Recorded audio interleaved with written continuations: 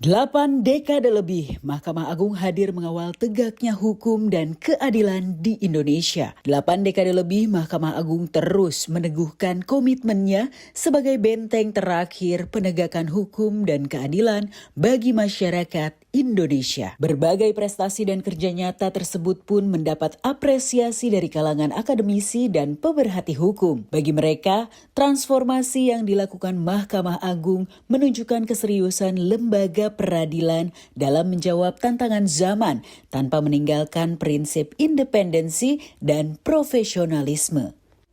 Mahkamah Agung selalu sudah meningkatkan dengan inovasi-inovasi di bidang perkantoran.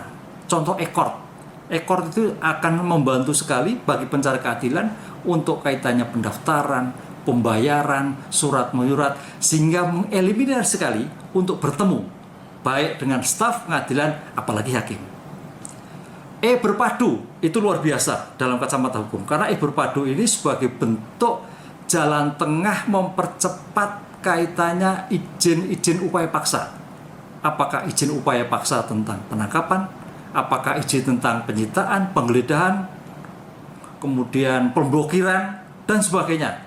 Ini semua sebagai kecepatan respon di era penegakan hukum yang modern ini, jadi tidak langsung pada orang, tapi kecepatan informasi, kecepatan elektronik itu sangat membantu sekali. Karena kejahatan juga cepat dan pengungkapan perkara juga harus cepat. Yang terakhir, adanya yang kita lihat adanya SIP. SIP itu adalah informasi putusan-putusan. Ini akan memberikan sebagai bentuk akuntabilitas bahwa setiap putusan dapat kita lihat. Oleh karena itu, kita sebagai mahasiswa, sebagai akademisi selalu bisa memberikan eksaminasi, memberikan pembelajaran. Apalagi mahasiswa S1, S2, S3 itu sebagai bahan riset, baik itu skripsi, tesis, apalagi disertasi. Ini saya kira sebagai jalan untuk mengupayakan bagaimana berhukum ke depan, paradigma kehidupan terhadap putusan-putusan yang sekarang ini. Kemajuan serupa juga dinilai menjadi bagian penting dalam membangun kepercayaan publik terhadap lembaga peradilan. Pemanfaatan teknologi dinilai mampu memperluas akses masyarakat terhadap layanan hukum sekaligus memperkuat transparansi dalam proses peradilan. Hal-hal lain yang telah dicapai sebagai sebuah kemajuan dari Mahkamah Agung itu saya melihatnya mulai dari rekrutmen calon hakim. Rekrutmen calon hakim itu melalui proses seleksi yang ketat, berdasarkan kualitas, objektif dan terukur. Sehingga calon hakim yang nantinya akan diterima dan menjadi hakim itu benar-benar adalah merupakan SDM yang berkualitas. Selanjutnya,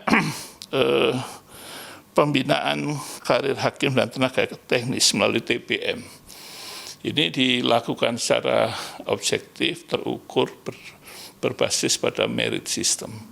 Sehingga betul-betul yang mendapatkan promosi dan mutasi dan diberikan tanggung jawab lebih besar, itu orang-orang yang terpilih dan dinilai secara objektif. Menjelang usia ke-81 tahun, Mahkamah Agung terus melangkah dengan semangat pembaruan, menjaga integritas, serta menghadirkan pelayanan peradilan yang semakin adaptif terhadap kebutuhan masyarakat.